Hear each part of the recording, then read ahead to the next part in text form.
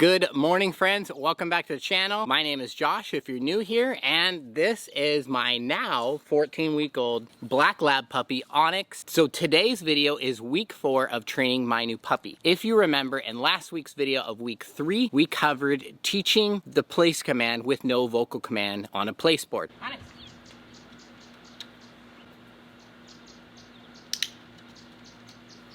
In today's video, we're going to go over teaching place using the vocal command and also the word sit. Finally, at the end, showing you a little bit of fetch, hold, and release for your duck dog. So let's get started. First, we're going to start off using the place board with the vocal command of place. Then we are going to take the place board away and transition into teaching the puppy how to sit properly without using the place board. Okay, I'm going to lure her over here. Wait till she sits and looks at me. Oh. Onyx, place.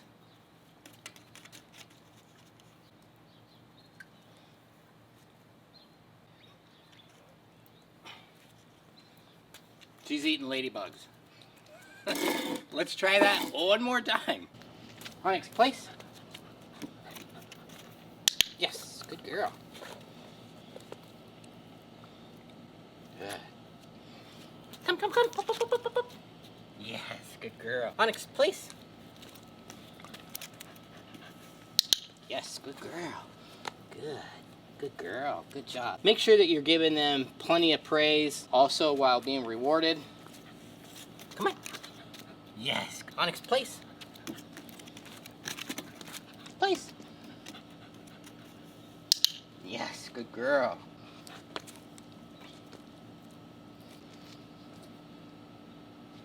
Hopefully that gives you guys the idea of what place is using the vocal command. So if you're new here, Onyx is going through the Cornerstone Gun Dog Academy. That's 52 weeks of duck dog training.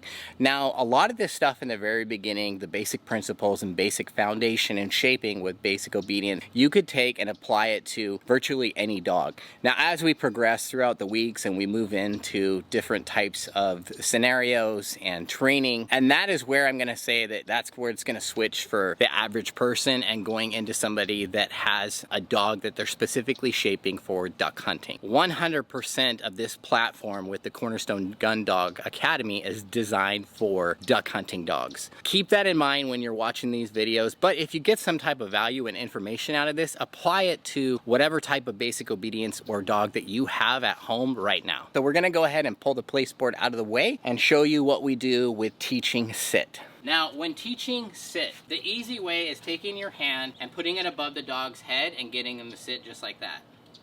Good girl. So we've been doing this all week, so Onyx has already got the gist of it. So we are teaching sit without using the vocal command, just like we did with place. And as we progress in the following week, we will in turn use the vocal command sit. Good.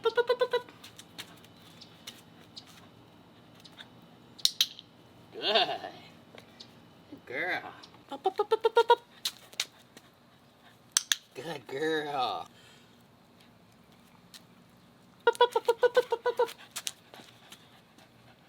Let her do it on her own. Good girl. See how she's looking at me? She's sitting and then she's looking up at me. That is exactly what you're looking for.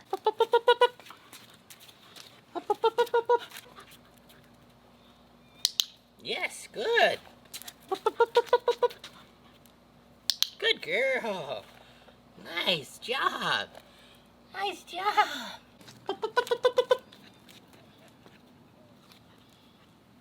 Good. Good girl. Oh, that's a good girl. That's a good girl. Yeah.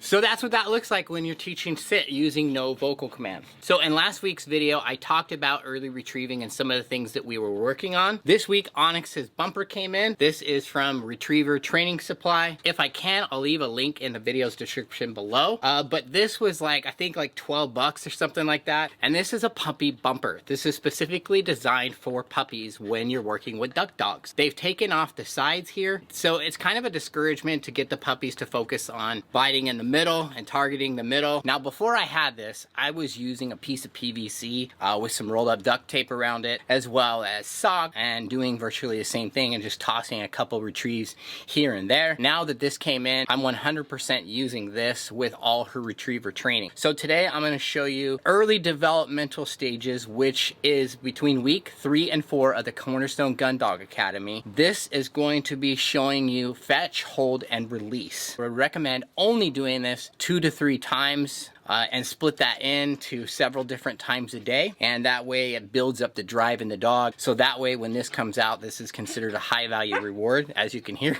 Onyx is barking down below.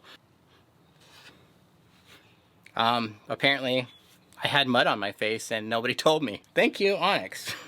So let's jump into showing you what early retrieve of fetch, hold, and release shaping is. So before we even bring out the puppy bumper, we want the puppy to target our hand. Later on, you're gonna see why that's important, where you get the dog to target your hand, because ultimately with a duck dog, you want the dog bringing everything back to your hand. Good girl. Good. Now that we've got the association of the clicker and her touching our hand, we're gonna move into bringing out the bumper. Good girl, good. We're just gonna help hold it with her mouth. Good girl. And then we're gonna bring in the vocal command, dead, to get her to drop it. Dead. Good.